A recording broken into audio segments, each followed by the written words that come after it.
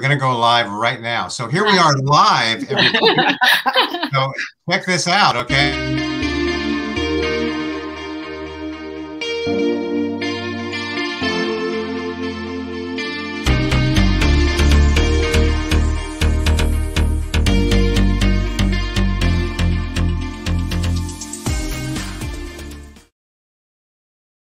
So that was strangely reminiscent of the first two that I did when Facebook canceled me.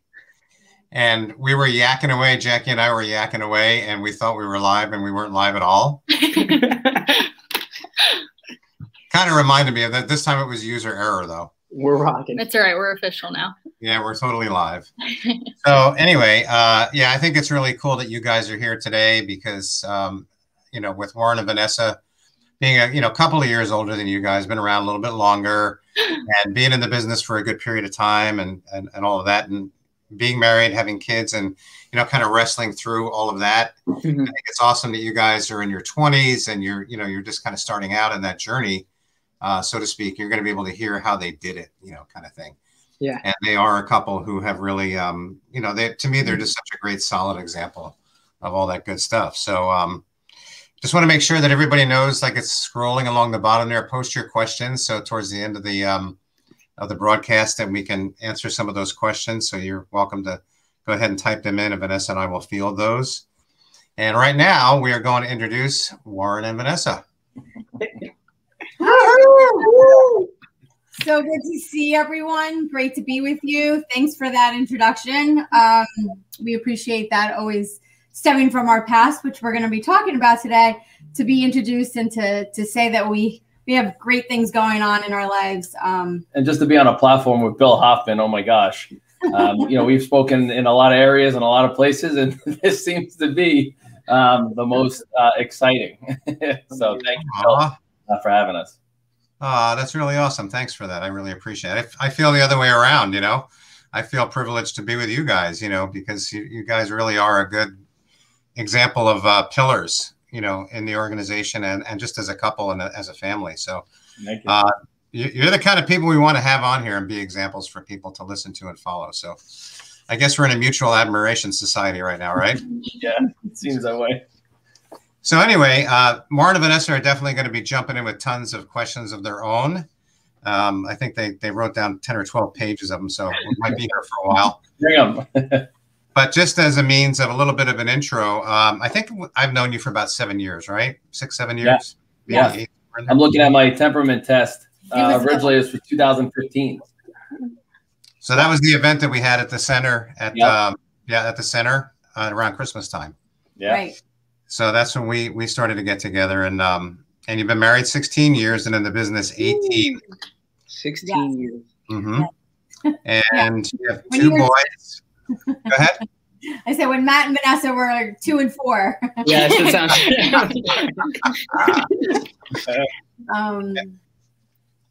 And I don't know how old I was, but we won't talk about that. And so you guys have 2 boys, 16 and 13, and you've been, you've told me how great they are too, and and be talking about that a little bit today too, about how you raised them and that aspect of things, and because people need to hear that as well. And again, I think it's really awesome that, Matt and Vanessa are here as a young couple. Mm-hmm. And hopefully there's some other young couples chiming in and, kind of keeping an eye on things. So then on your side of things, one of the things that really interests me about your story, and I think needs to be shared today a lot of, is that, you guys have kind of turned out so well, especially with the underpinnings of your history, like your family of origin issues, with your parents and all that. And you had a different approach than most people do. And I'll kind of just frame it out a little bit, and then you guys can just go ahead and share. Most people, when they have a dysfunctional family background, they have a tendency to make vows like, I'm never going to live like that. And it's a negative judgment that's made against the parents ultimately. And that judgment winds up coming back on them, because that's what we're taught, right? Like, don't judge because the judgment's going to come back on you. You guys had kind of an opposite approach. Like, you saw the dysfunction, you lived it. And then when you got together, you made a decision like, this is not what we want for our relationship. Mm-hmm. But then you walk that out in a completely different way than most people do. So maybe we can kind of start with that. Okay. Yeah, we definitely, you know, I have to say there were definitely words that came out of my mouth that were very judgmental to my parents or, you know, maybe my in-laws. And I've learned that that's not correct, especially by you. And I learned that that's not the best way to handle things because like you're saying, you're putting out that judgment. Guess what? You're opening yourself to that judgment as well. So we've handled it differently in our relationship. We just recognize what we wanted. I met Warren after years of chaos in my life. Years of, yeah, we always say we were marinating. He would say to me like, where were you all my life? And I said, I was marinating. You didn't want me a day earlier than you met me because I would have been too damaged. You know, I was on the discount rack in the supermarket, you know, like quick sale. And I really needed to get back and to believe in myself and learn who I was. And obviously when I got together with Warren, we decided that we just wanted to break free from all the family drama that we were a part of all our lives differently too. Cause I feel like my in-laws drama is much different than my family's drama. But yeah, and it's almost like when you come together as a couple, you're doubling the drama because of the different experiences that you saw. And, you know, I think Vanessa and I knew what we wanted when we got together. And we're like, all right, we knew what it was like. We knew what it could be if we followed in the same paths of our parents. And we just appreciated just what this could look like. And, you know, growing up in a divorced household, you know, saw a lot of dysfunction. I mean, my parents, when I was 10 years old, got divorced. It was probably the Guinness Book of World Record divorce because, I mean, they fought over everything. They went for the jugular. Everything. And that's just the way my mom is. And you know, it was crazy. You know, they fought over every dollar. They fought over every shrub in the front of the house in terms of the landscaping. And, you know, it was wild. And, you know, I was jaded, you know, in terms of a marriage. You know, when I met Tony, when I was 23 years old, the first thing that I told him was that, hey, you know, I'm signing a prenuptial agreement. You know, I had got, you know, into the business with Tony with a girlfriend that was rocky for 5 years. But I think it's just easy to just stay because it's harder to just break free from that. You didn't know how good you could have True. it. That's the truth. And you know, so I was jaded by, you know, a marriage because, you know, I saw, you know, crazy stuff, not only from the divorce that my parents had, but then the guys that my mom dated, you know, as I was young. You know, the first boyfriend that I remember my mom having, he was a corrections officer at Rikers Island, and he drove his car through the front door of our house. And I remember being like 11, 12 years old going, that's not supposed to be there, you know. And, you know, my mom's the type when, you know, she was done with that person, you know, his clothes were in garbage bags and on our front lawn, you know. So I was like, you know, this would just be my life because of the example, you know, that I saw. And, you know, what's interesting with Tony, you know, that's all I knew, you know, because I saw my dad give away half of everything that he had to my mom. And I'm like, if I'm going to work real hard, and I met Tony at 23, I was doing well, you know, financially. And I'm like, I'm not going to give half of this to my wife that I know I'm going to wind up, you know, getting divorced with. You know, so I was jaded, but, you know, I had that in my heart where, you know, it could be good because, you know, I wanted it to be good. I just didn't know if it ever would happen, you know, for me. So a little more of your story. Yeah. I mean, now you give me 75, 85%. Yeah. All the time. No, yeah. No, you know, we both saw. I mean, I didn't see the exact, our chaos, like I said, was very different. My family didn't have the amount of fighting that my mother-in-law is accustomed to. Like, I didn't see any of that, but you know, we saw our own drama. There was a different standard in my family and relationships, you know, just came and went all the time. I moved around a lot. So there was never a secure, you know, I never felt planted. I always felt like, you know, I can't have a best friend here because I'm probably going to end up leaving in a few years when my mom decides she's not happy here, and we'll just uproot and go somewhere else. So hence I went to 7 different high schools by my 4th year of high school. So, you know, there was a lot of changes growing up. My parents got divorced when I was 7. And one of the things that was really impressionable for me as a kid was I'd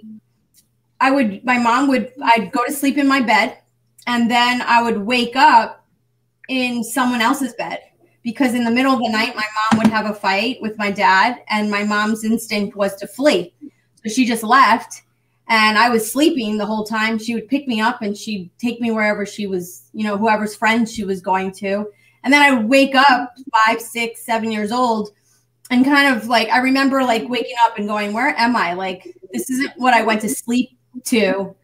I guess my mom just thought that was the best way of handling that circumstance at the time, because they usually got pretty violent with each other. But like as a kid, to go to sleep one place and to wake up another place was totally jarring.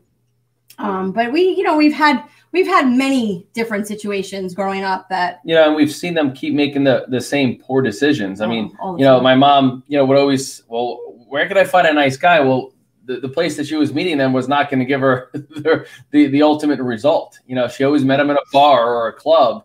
And then she's like, I want a nice guy, but you're not in the right spot or putting yourself in that best position. And then when my dad remarried, you know, I remember seeing that relationship even before meeting Vanessa, where we would go on visitation rights and just see him, you know, sitting on a stair for 3 hours because his wife told him to just keep the dogs in one spot. And I would watch this type of relationship going, she's putting her dogs over her husband. And that never made sense. And little things, you know, and then when he had kids with his second wife, she would do the same thing. You know, the kids were more important than him. And then the dog was more, first it was the dog, then it was the kids. And even before having my own marriage, that just didn't make sense to me. You know, I didn't want to have that. You know, I wanted everything to be around our relationship, and the kids were a product of that. And then obviously the family pets, you know, so I saw things that didn't seem right that I had planted in the back of my seed, knowing that I would not want to do when I had my own marriage, you know, going forward. Before you go further, tell us your temperaments if you can remember. Yeah. So it's funny, I pulled it out. Mine is supine, inclusion, control. I'm phlegmatic, choleric. And then in affection, I'm a supine, phlegmatic. Wow. Inclusion, I'm melancholy. Control, I'm phlegmatic, choleric. And in affection, I'm melancholy. Wow. And Matt's choleric and Vanessa are choleric. Not all choleric, but there's plenty there. Yeah. And, you know, I'll throw this in, Matt and Vanessa, you can kind of pick up right after this. I just wanted to kind of bring that out because, you know, you guys made decisions, and that's what cholerics do. At least they have the capacity to do that. They make decisions. And what I really love what you shared, and we've talked about this before, of course, is that when you looked at that, like you didn't respond with anger. See, that's what I did. To that kind of trauma, I responded with anger and deflection. You responded with, you know what? That's really stupid. I don't want to do that. You know, I don't want that in my life. Yeah. You know, so that was such a strength that, you know, that, I mean, really God gave you back in the very beginning that you were, and Vanessa, you too, for that matter. Like you both saw things. I mean, you still had to work through stuff. Yeah. To get to the other side for sure. But you made a decision, and that's what really held. And I think that was the big offset with the vow. Yeah, definitely. Yeah. I mean, when I met Warren, he had such a way about him. Some of the things he said, like, for example, I always remember he said, when I saw my friends doing drugs, I immediately thought, keep doing that. Because when we get out of here, I'm just going to smoke you that much, you know, more. Like, in other words, I'm going to pass you. I'm going to circum you and income. And I was like, wow, that's really hot. I really thought that. I mean, it's, you know, that was my thought. You know, his thought was like, I want to make more money than you, and you're going to be high, and you're not going to be coherent to be able to do those things. And I was the person who was like, hey, let me get some of that. Pass that my way. and, you know, less I have to buy right now. So, you know, again, we just handle things, you know, the same situation, but we handled them so differently. And then when I met him and started to see some of the things that some of the mindset that he had, even before, you know, really diving into leadership, it was exciting. Yeah, well, thank you so much for sharing. I know Bill said he reacted to similar situations in his life with anger, and that was definitely me. Coming into work with Bill, you know, I reacted definitely different than you guys. I honestly thought that I was kind of destined to be a certain way, and there was really no way to kind of change that. But obviously, getting together with Bill was really this liberating thing of knowing that it really was up to me, and I didn't have to just be like my parents, and I didn't have to hold this anger or this judgment. So that's awesome that you guys were able to kind of switch your mindset there. But I think something that I would like to ask is just because although you made that decision, I'm sure there were some negative influences in terms of your subconscious telling you like these generational curses and maybe outside influences, your family members having negative opinions in terms of you guys going and doing work together. What was that like in shutting that out and really knowing where you had to get your advice from, and obviously looking to people that had the results that you wanted in your life, as opposed to looking to the people, although they were close to you, proximity, family, knowing that that's not what you wanted? What did that look like? You know, so I'll jump in with that. I mean, we met each other when I was 24 and Vanessa was a little bit older. So we were pretty young. And you know, we had seen and done a lot, you know, coming up into that time that we got together. And, you know, the way we looked at it is we were excited about what we were now starting to feel. And we didn't want to go backwards. You know, we wanted to continue to move forward. I mean, if you have a lot of debt and then you get disciplined and you get organized and you get out of debt, no one wakes up and say, hey, I want to go back to last year's feeling, right? You know, and we've all had crazy relationships. You know, I actually proposed to my ex-girlfriend before, you know, getting together with Venessa. And I remember asking Vinny Pappalardo, hey, when do you know? And what's interesting is I feel that having to ask that question, I really did it. And it was just the next thing to do. We were together for 7 or 8 years, and I was ready to make a longer commitment. So, you know, I proposed. And it's so funny. I remember saying to myself before that I would only ask one time. I don't know why I said that to myself. I wasn't expecting to ask somebody and they say no or give me back to the ring. It was just a thought that I had in my brain that I didn't really think about until, you know, years later. But I had asked her, you know, I proposed to her. She took the ring, and the next day she gave it back to me because she took the advice from her mom that, you know, she was too young. And that literally just turned me ice cold. Now, I was having problems beforehand, but it was just like, it drew a line in the sand. I said, you know what, for some reason, this just isn't it. And this was the turning point. And when I started to get to know Vanessa, I never had to ask that question, because I always say the biggest thing about Vanessa in terms of why I knew she was the one for the future was how she made me feel when I wasn't in the room. You know, it was what was she saying behind the scenes? Because I remember with my ex-girlfriend, if she was out with her girlfriends and I would show up somewhere and we would meet up, I didn't feel that respect that I felt the way Vanessa was making me feel. So when I got that feeling, I never wanted to go back to what it was like in past relationships. And I was very, very focused, and I was very, very disciplined. Now, are we sensitive in a lot of different things? Of course. Did old issues come back that made me feel insecure from past relationships? Totally. You know, that's why we're always communicating and over talking about how we feel and what we want and what it's going to look like. So I don't think just because you find the right person means it's like, all right, here we go, it's going to be butterflies and rainbows. No, I still come to the table with past experiences. She came with past experiences. But when it came to the moment, we knew what we wanted. And we said, you know what? And I always laugh and say, I don't want to pay for therapy years from now for the stuff that I created today. Like, I don't want to have to pay for a session for Bill in 2 years because of today's issue that I created, right? I wanted to be very aware, you know, with our situation. So, yeah, I got to write that one down. Yeah, I don't want to make it sound like we rolled into this relationship and it was, you know, ideal from the beginning. I mean, we definitely had to overcome things. Remember, we didn't know Bill then. In the beginning of our relationship, we've been together for 18 years. So we had to figure some stuff out. We had good role models that we were looking at their relationship and seeing the bigger picture and going, wow, we can have this. We can have dysfunction and still see a good result. You know, we could come from dysfunctional backgrounds, but still see a good result in our relationship because we saw different people that we were starting to look at and model after.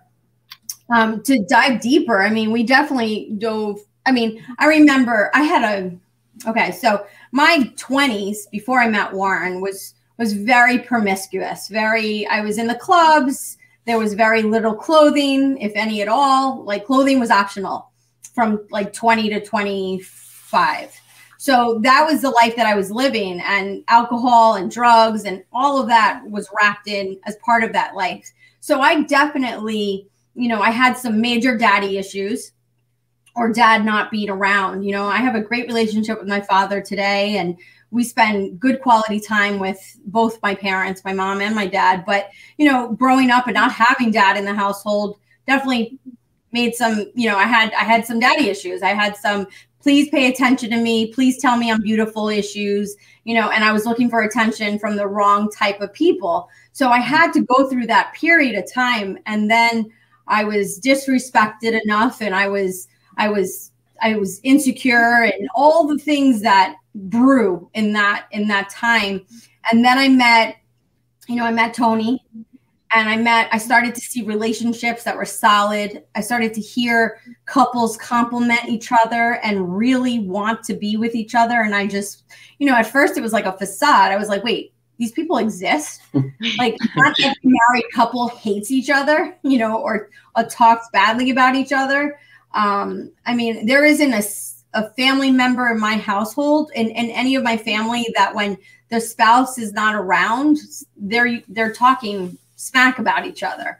And I grew up around seeing that. So even if the relationship was sound, or at least they were married, they didn't love the, you know, they didn't show respect like Warren talks about. So, and by the time I met Warren, I was pretty much like burnt out of being burnt out. You know, like I was just like, I needed I need to do something so differently from what I had been doing the last few years, because that lifestyle wasn't working. You know, the fast money and the bartending and the alcohol and all it wasn't working. And, you know, my dad literally, you know, my dad is not a highly educated man, but he's a very smart individual where he was like, you know, Vanessa, he goes, I think you're very depressed. I see you sleeping all day. And, you know, he didn't exactly know what was going on in my life, but he called it out. He said, I think you're depressed. I really think you need to find some other things in life to keep you, you know, excited. And it was I remember one of those things. And another pivotal time that I had in my life, I crashed my car.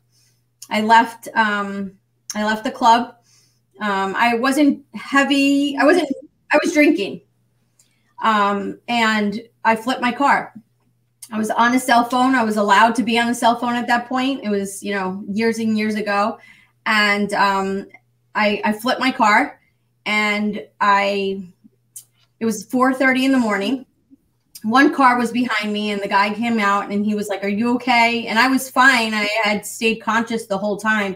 The car flipped, and the man said to me, I said, I'm fine. And he's like, is anyone in the car with you? And I said, no one's in the car with me. And he goes, no, someone was in the car with you. And I was like, what are you saying? Like, no one was in the car with me. And he was like, no, someone was in the car with you. Like, he was trying to say that, you know, somebody was there to help save me and to guide me. And, you know, I just wasn't accepting of that at that moment. I was a little, you know, annoyed at him. Like, he's like, nobody else in the car with me. What are you saying? Like, I just flipped my car. And, you know, and that was a big point for me. Like, at that point, I was like, that's it. Like, where am I going with this? Like, how much more, who am I even hanging out with? And like, what are they doing in my life? And association. Yeah, it was terrible. Yeah. My ex-boyfriend went to jail. I mean, you know, we were pretty, I definitely had my share.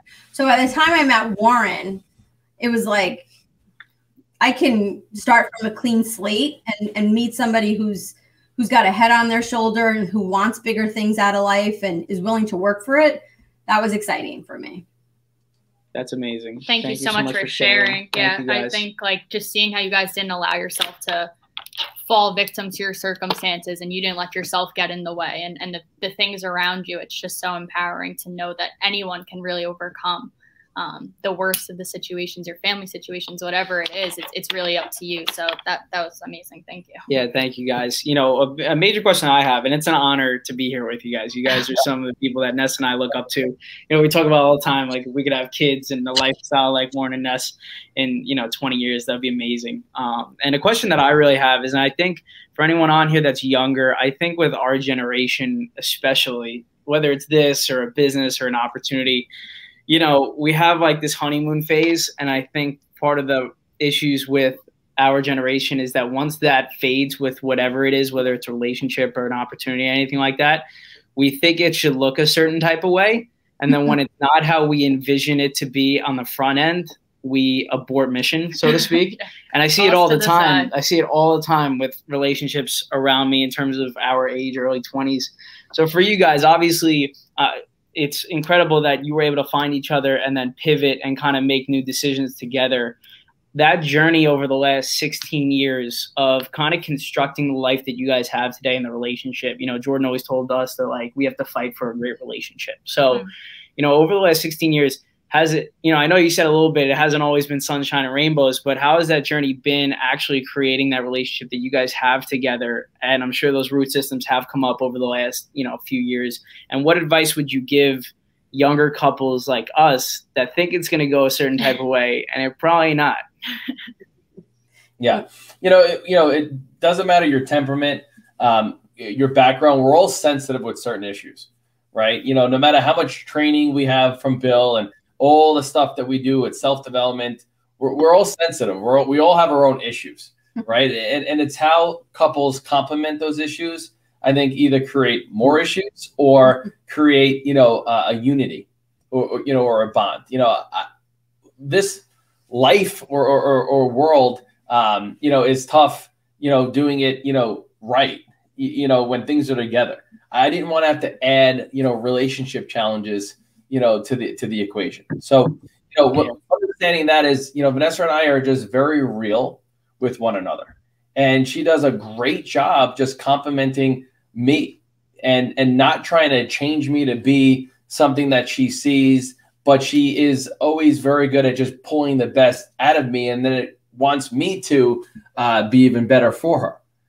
So if I'm not working out as much as I should, she never puts me down for not working out as much as she does, because she knows that, hey, I want to work out and I'm going to eventually make that decision and be disciplined to do it all the time. I don't know why he always brings up working out. Always working out. Because it's on my mind to make that decision real soon. You'll get there. It will happen. and my thing, I guess, from my programming was, when I knew Vanessa was the one, I had made that commitment to her. And as we were starting to go through life before kids, with kids, and then now as our kids are getting older and they're starting to handle real life situations, was that if Vanessa did something that bothered me or annoyed me, I wasn't like she intentionally wanted to do that, right? It was the day she was having, it was a past experience that she brought to the table, and I let it go. And I didn't create that resentment from how she made me feel that day, because I knew from the bottom of my heart she wanted to create an amazing life with me. And I said, you know what? Let's just let it go. It's not worth it. And there are times that we've had to have some conversations that I said, hey, Vanessa, this is just making me feel comfortable. And it wasn't like, yeah, but that's what I want to do. And she's like, no, it's just not making me feel comfortable, and I'll let it go. And it creates so much trust, and I love the whole book, the book that Bill had recommended, and a lot of couples read, that Love and Respect. And I feel like, that's always been us, where I just feel like there's got to be a level of respect. When I had jobs and even in businesses that I ran, and you'd hear guys, see a girl walk by and they'd make all these comments and they'd whistle and do this. And I never looked and I never took part in that, because they're like, oh, that she's awesome. She's the bomb. I want this. I'll get that. And I would always say to myself, you're never going to. You're never going to get that, right? Because you're never going to have the respect from her to get that. Right. And I saw that, and all the guys would laugh and kid around. And I always wanted to separate myself and take pride in what I had and what I was looking for. And it's not easy. You know, I'm just wired maybe a little bit differently, where I was like, you know what, if I got it, I'm going to hold on to it, because I don't want to go back to what I felt with that other relationship. And we fight for all day. So we're very transparent. We're very real. We have a lot of open conversations, and that's not me, you know, which obviously as a supine, I'd rather just not talk about it, and hopefully it gets better, because if I start talking about it, you get nervous and all that stuff. But I've had to go out of my way. And it's funny, I did that for years with Vinny Pappalardo. You know, from my dad, you know, from my parents getting divorced, I didn't have a real father figure with baseball or soccer as a coach in my life. And he wasn't even living in our home. And I saw him on a very small scale, because he got remarried and started to have other kids there. But when I had met Vinny and I saw a role model, because they were married for a long time, I wanted that relationship. And I never had a relationship like that before. So I would literally call Vinny Pappalardo every single day for 3 years. And it would be around 9:30, 10 o'clock every morning. I would start to get a little nervous, and I would be like, all right, I got to call him. And if I got busy and I missed that 10, 15-minute window, I would start to get, you know, frustrated with myself. And I just call Vinny. I'm like, hey, Vin, it's Warren. I'm like, hey, how's it going? I'm like, how's your day? How was last night? What's going on? This, and that. And it would maybe be 15-second call, and it would be done. And I would do it again the next day. And then I would do it again the next day. And I created that relationship. So if I needed him for something very, very important, there wasn't a wall there. I created a bridge in my mind so that I can have that crucial conversation, you know, with Vinny. And it was the most uncomfortable thing that I did for years. But I feel like that's what I needed to then start to become the man and the husband and the leader that I was, because of that open conversation. Actually, that's what everybody needs. You know, I really wish everybody could just like take that and put it in and implement that, because that degree of accountability and the choice to do that, you know, whether you feel like it or not, or what, no matter what's going on, whether it's good or bad, you just get in the habit of doing that. And that's such a huge aspect. Maddie, did you hear that? Matt, did you get that part? Yeah, I got that part. Oh my gosh. I mean, I had a minor heart attack. I didn't mean to give like a death stare. It just was my first thing. I love you. I wasn't doing that on my supine. Now I gotta sorry. I was like, right before, I'm like, just make sure, because he's getting work calls. I'm like, just make sure your vibrate's off your phone. It's okay. It's okay. It's okay. Anyway. I didn't want that phone call, but Warren said, make sure it's on airplane mode. And I was like, it's done. Got it. He just did it. My melancholy supine is not happy right now. It's okay. Yeah. Warren is very, he's a lot more sensitive than I am. And I'm aware of that. And I make sure that we cover those spots. So I'm, you know, one of the things that I have said before, and I will always continue to say, is we have to choose our hard. You know, life is going to be hard. I personally, if I'm talking to a young couple, everything that you do in life is going to be a challenge. Like, please don't think that you're just going to like just coast through life and think that you're going to have success.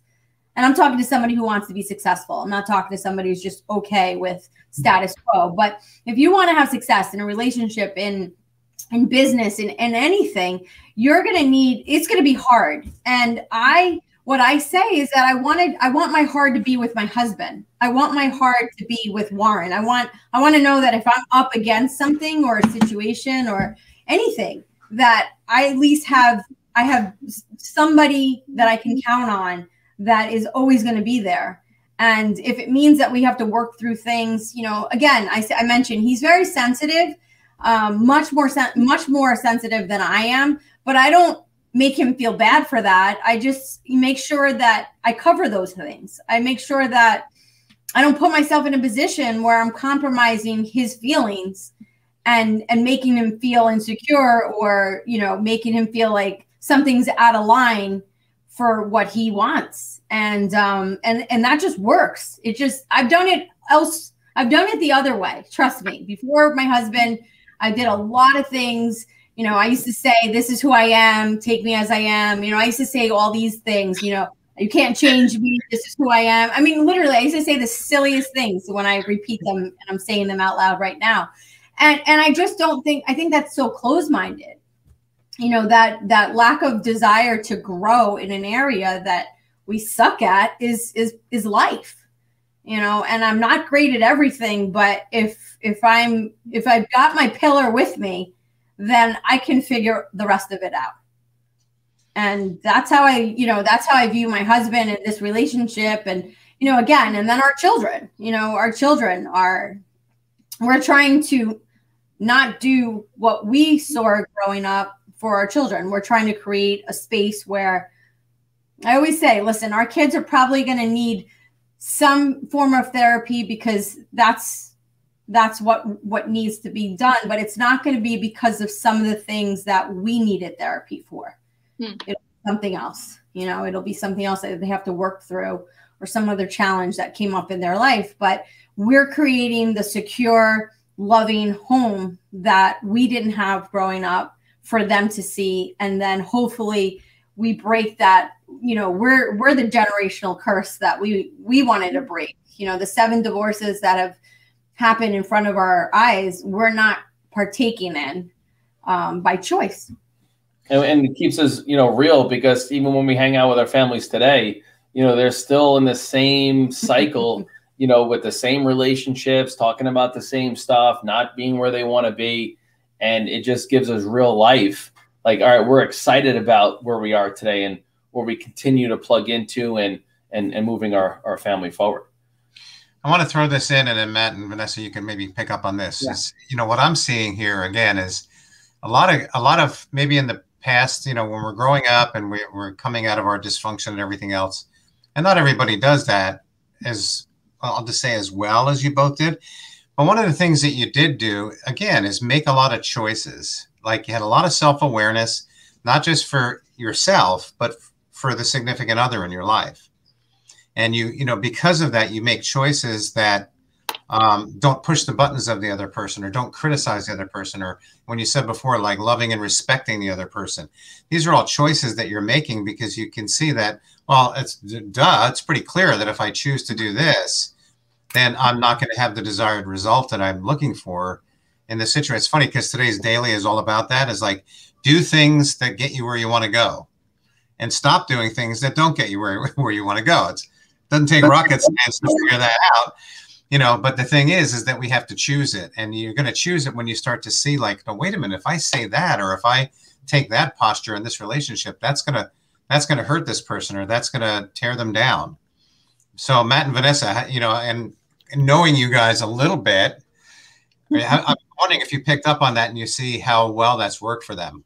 Well, you know, I'm so excited to ask you guys about this because I'm actually I'm more so insecure. I'm a supine. I have melancholy, and Ness is a compulsive choleric. I'm a choleric. So it's like a whole concoction of some craziness over here. And something I wanted to really ask you guys was, you know, being obviously, you know, Ness and I at the beginning, you know, both being choleric and being stubborn and more hard-headed, rather than, I guess, being complementary with each other, we were more competing with each other. There was an opposition. And it was just like this, like, like when we had disagreements, it was like not as though we were on the same team, like looking to find a solution. It was more so just like 1v1, and we wanted both of our points of views to just be put out there and didn't really care about what the other person was saying. Obviously, what were you saying? Working on it, you know. Yeah. But you know, a question that I really had for you guys was it always the case where you were, you know, always so attentive to each other's needs, or was that a journey for you guys to really discover that other person?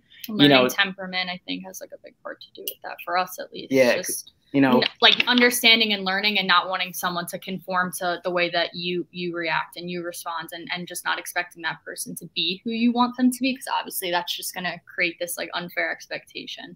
Yeah. So was that a journey for you guys? What was that like? Well, you know, it's funny you say that. So we got our temperaments done in 2015. Right. You know, we got together we got married in 2004. So there was a lot of time from when we got married to when we got our temperament. So we didn't have the system that's in place. We had different systems that we had built into our life with Vinny and Dana Pappalardo, and then of course, with Tony. But, the biggest thing for us is we just had that feeling like we didn't want to go back to where we came from. And it's just how we spoke, and it was how we started to want to live.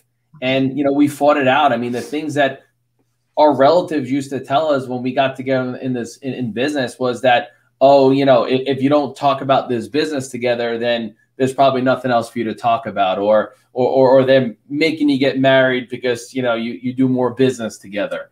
And, if I didn't build this business, Vanessa wouldn't be with you. And, Vanessa was getting together with me because of my money. And what's interesting is now 18 years, together and 16 years married, they all go, wow, I want to have the relationship that Warren and Vanessa have. And wow. we kind of can't even, be as fun around one another when we're with them because we know what's going on, behind the scenes. So we were just very, very disciplined. Look, what I feel is like I had done, I got engaged to my ex-girlfriend because I just felt like it was the next thing to do. Mm-hmm. So many young couples get together because older couples are getting engaged. And then after you get engaged, then it's all the excitement of planning a wedding. And then after you plan a wedding, it's usually, buying a house. And after you have a house, you have a spare bedroom. What do you need to put there? A little baby. And then all of a sudden, you have kids. And after the kids are there, you're like, all right, now what? Who are you? And what are we supposed to do with this whole package? Right. So we always say, when we see young couples just not getting along and fighting over the same stuff, I'm always like, well, what are you still fighting about?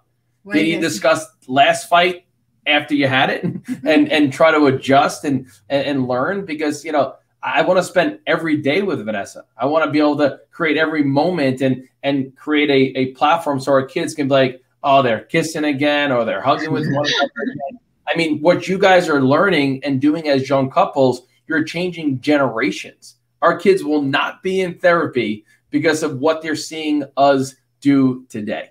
And if that doesn't get you excited, I mean, we're not talking about money. We're talking about generational relationships being changed. I mean, that's everything. You can want all the money in the world, but if you can fix that, man, we wanted to continue to do that. And you're always modeling. If you don't have kids, you're modeling with other people that follow you on Instagram and Facebook.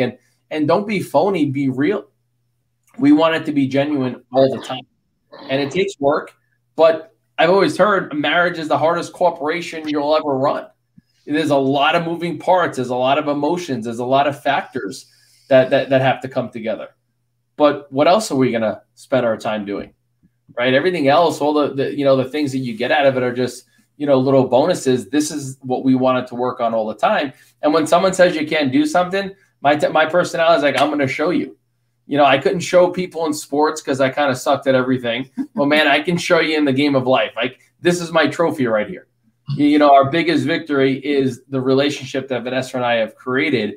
And it's an honor and a privilege to have now been able to create a platform that we can just talk about where we came from and what we do, and have people like, Bill and EIS in our lives, to continue to keep us, on track. And that's what it's about.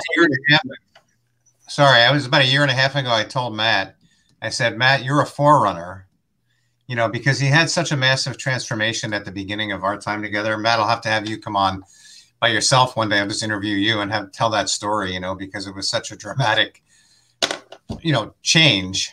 And as Matt, changed and, kind of moved into this new part of his life, I told him, I said, you're going to be a forerunner. Like, God's put you in a position, like you said, Warren, that you get to live your lives out in front of other people. And I think, it's one thing to be told that, and like, what does that really look like? Yeah. Am I going to be a successful business person? Because that's what you were chasing in the first place. Right. But then, we learned that, you have a relationship, and these guys, Warren and Vanessa, are, right before your eyes are giving you this example, like, this is the most important part, being a forerunner, so that you have that's the kind of influence that you're going to have on your generation.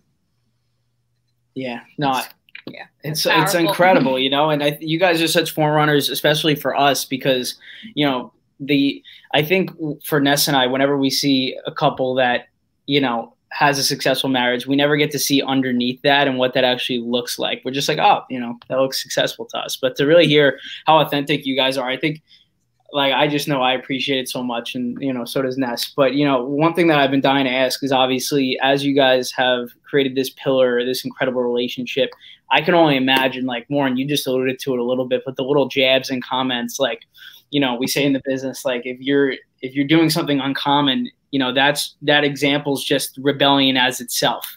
Mm-hmm. So, you know, to be in a, you know, obviously still, you know, within your families and showing that great example, I'm sure now everyone's like, oh, of course, Warren and Vanessa, best relationship of all time. I totally support that.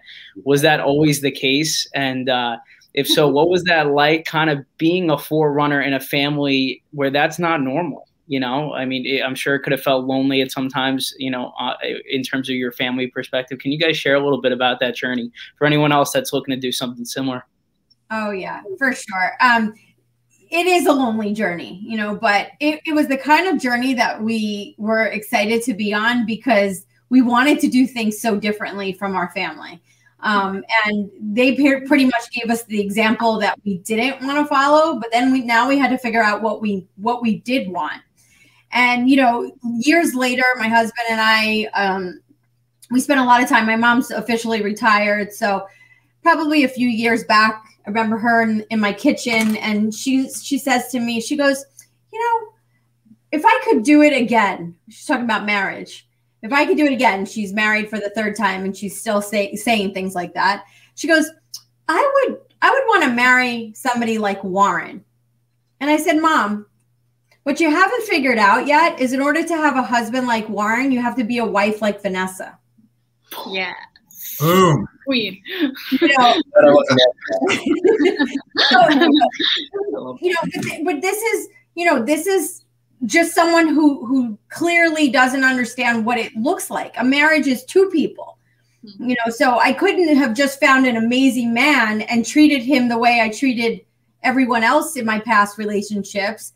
If I didn't raise my standards, he probably wouldn't have stayed around long enough to be my husband today, you know? So it's like, it's a two-way street. And if your significant other doesn't feel respected as a man, you know, that's what, you know, what works. It's call it what you want. You can, you know, play into the male, female, or, you know, however your relationship and the dynamics of your relationship looks like, but it's a love and respect. And if you're not getting that or willing to be the first to give it, it's probably not going to work out. No matter how many, you know, one of the situations that happened, and early on in our relationship, it was our first house together. And again, I grew up in the club world. I had a lot of male friends, and, you know, I kept those male friends for a long time. And then when I met Warren and I got engaged, you know, they kind of trickled off to the side and realized they weren't potential for relationships, because the truth is most of them probably would have wanted to get into a relationship, but I never allowed that. And then I still had a few male friends, and I got text messages all the time, and hey, how's it going? Whatever, small talk.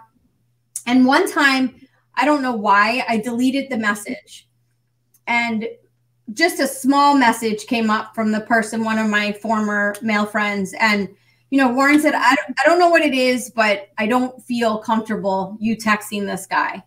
And I said, okay, end of story. I shot that guy a text, and I said, listen, you know, sorry to say, but my husband doesn't feel comfortable with us talking. And obviously he's my priority. So I just got to say, we'll see each other on social media. And pretty much that's the end of the story. And that was my text message. And it was the end of conversating with him on text. Like I didn't have to make it a battle. Like it wasn't like, that's my friend, like whatever, you know? And I remember having that conversation and that feeling where it was like, I remember with a previous relationship, you know, I didn't trust her, you know, with previous, you know, boy, you know, acquaintances that she knew. And then when I started to have that same feeling, I'm like, either I'm going to address this now, or there's going to be a lack of trust, and I'm going to feel the way I felt in that previous relationship. And I remember making a commitment to Vanessa saying, look, if we want to have a great life moving forward, we have to draw a line in the sand and not question any past issues that we had in other relationships. So if you weren't 100% committed to those, that's different now. And I just couldn't go down this path questioning every text, every phone, where she was when I wasn't there. because my brain just would never be able to handle life that way. And there comes a point where it's like you either want to be right or you want to be happy. You know, so many people in relationships want to just be right. Well, I'm right because I feel that this is the way it's supposed to be. And it's like, but if she's unhappy with how I'm saying it, I want to be happy together. You know, in the business that I'm in a family conventional business, just that automotive industry itself is very, very difficult. You add family members to the equation, makes it even more difficult. And it's very easy for me to come home, you know, wound up, and I only work 10 minutes away. So it's not like an hour commute that I can unwind, and I can walk in and catch myself being snappy or with a sharp tongue. And when I come through the door, I go, they don't deserve this. This is my wife. You know, she'll go to battle with me. These are my kids. You know, why should I bring what went on during the day into my house and create that, you know, environment that's just not fair for all of them? You know, being situationally aware. Now that comes from time and it comes from maturity, you know, and what you truly want. But, you know, you've got to recognize it. You can have that thought at 23. You don't have to wait till 42 because, you know, that's the age that I had it at or that you learned it at from me. You can start to be aware at the beginning and then start to create a dynamic where it's like, man, there's never an issue of trust here because everything comes to the table. I don't question her. She doesn't question me. And it's not just with text messages. It's with spending money. You know, we see so many couples don't tell each other what they spend. I can't go buy this. I know that she can go spend whatever she wants because she knows what our commitments are and what our goals are. And I don't get frustrated if she comes home with $500 worth of, you know, workout clothes, or if she spends $300 on the kids, because I know that we're on the same page. And it's the way we want it to be. It takes work. It takes a discipline. But it's the best work you're ever going to do because it's legacy. It's not just the moment. And that's what we've always been excited about doing. Wow. That unification is just, that's amazing. Just having your relationship like at the forefront of your mind and knowing every decision is going to either positively or negatively impacts, you're going to pick the positive choice and the positive actions. And like you said, it's not just about the moment. And I think that's definitely something we're learning. It's just like, what's the fight even about? Like, what's the point? Like, it's a matter of putting your ego aside and realizing that it's really not that important. The other person's really what's important. And obviously just being able to be transparent about the things that you're experiencing, not like this like battle of like who's right, who's wrong, and winning. And, you know, I love that, like, no questions asked mentality. That's awesome. Yeah. You know, a lot of people that are watching this are probably couples in business together, going to eventually be a couple in business, you know, something that I really need to work on at the beginning, you know, working with Bill, and obviously, you know, learning to prioritize our relationship and really realizing that if that isn't right, if the home team isn't right, then everything else really doesn't matter and everything else won't go well. And that's definitely been a journey for, you know, myself to be able to, you know, figure out how to incorporate that in our journey as not only relationship partners, but also in business together. So on the journey of you guys obviously creating this incredible relationship, you guys have developed an incredible, you know, incredible businesses, incredible assets, big organizations that you guys lead together. What advice would you give a couple that's starting to go on that journey, that's juggling, building their relationship, learning about each other from the ground up, while also looking to build something in a leadership role in a business aspect as well? So I'm going to start with that one. You know, Warren and I have built years of a marriage and years of trust together. In the beginning of a relationship, I'm not necessarily sure that's all there in the beginning. You know, in other words, you don't know each other's intentions just yet. So as you're developing a business and then a relationship at the same time, my recommendation is to not correct each other, but allow a third party to work with somebody, work with each other. You know, in other words, if I feel that he's lacking in an area, I will probably bring it up to one of our senior coaches and say, hey, can you please just address this with Warren? It hasn't gone well. And I don't feel that I'm in a position to correct him on it just yet.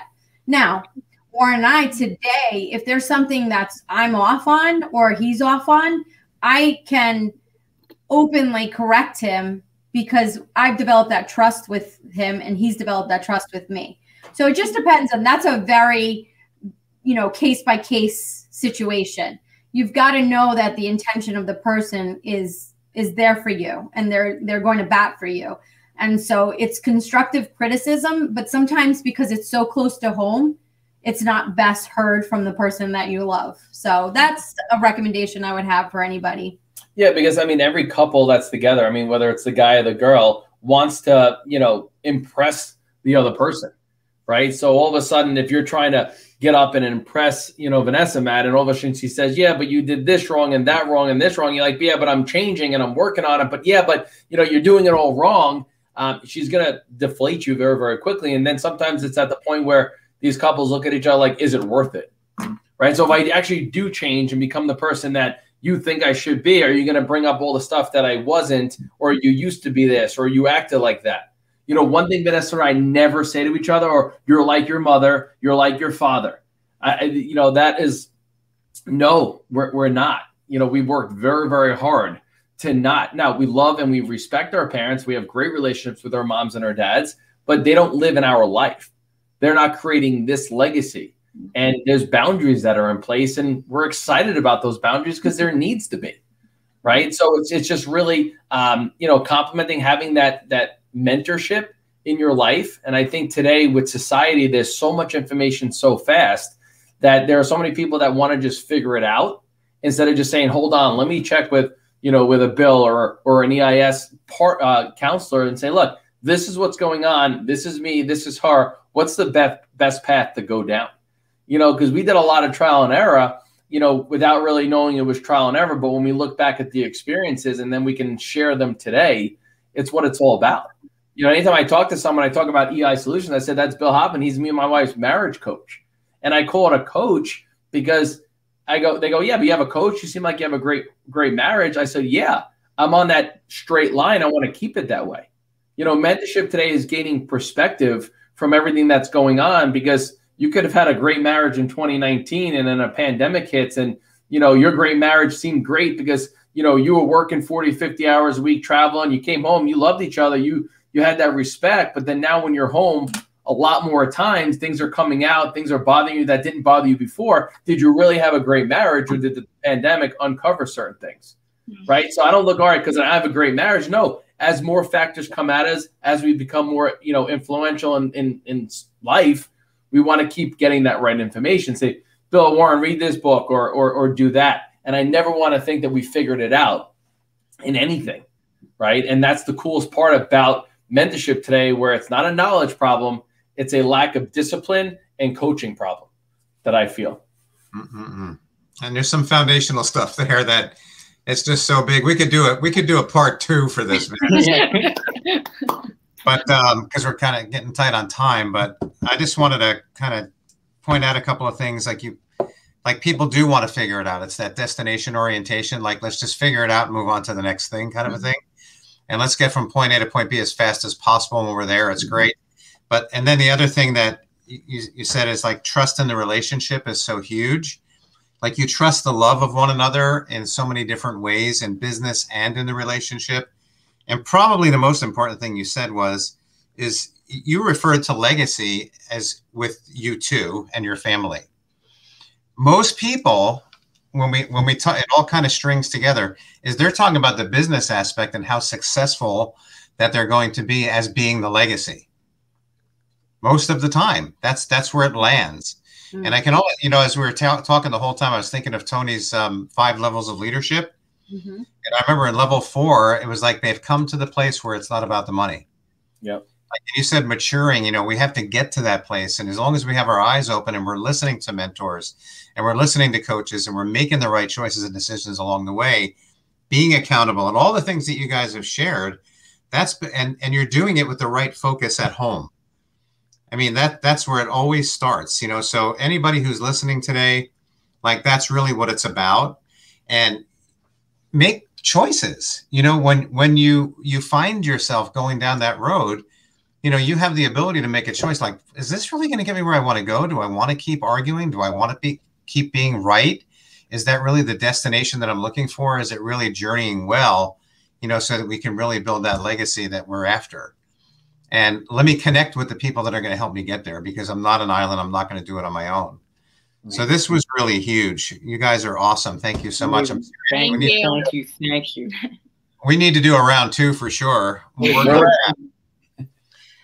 So let's hang on for a minute, but I just want to point out today that, you know, guys, thank you just for sharing your journey too. And, you know, it doesn't matter if you've been around the business for 10, 20 years or 10, 20 days.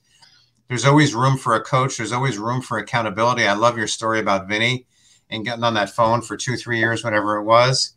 I'd love to see just people doing that all the time. I invite people to accountability relationships all the time.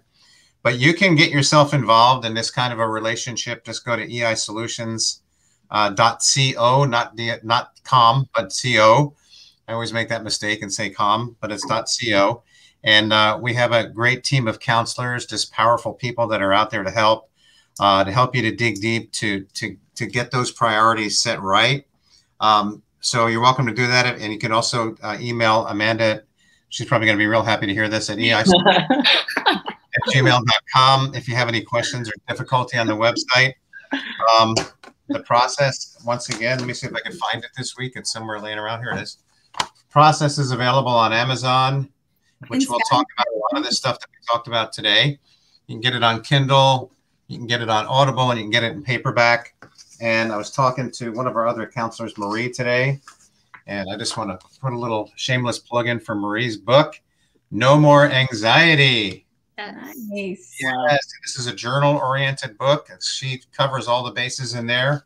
So I'm going to suggest that you kind of take a look into that. You can get that on Amazon and on Barnes and Noble. And any closing remarks, co-hosts, Matt and Vanessa? No, just thank you guys so much for sharing your perspective. It means so much to us. We just loved having this experience. So thank you, Bill, also for allowing us to. Yeah, thank you guys. It means a lot. And, you know, the ripple effect of, you know, your story and, you know, all the things, it impacts us probably more than you guys even know. Yeah. And we just appreciate you guys taking the time out today. Thank you. Our pleasure. All right. Love you guys. Love you. Thank you, guys. We'll see everybody soon. Stay tuned for the big, cool outro going out. See you guys next week. Bye-bye. Bye.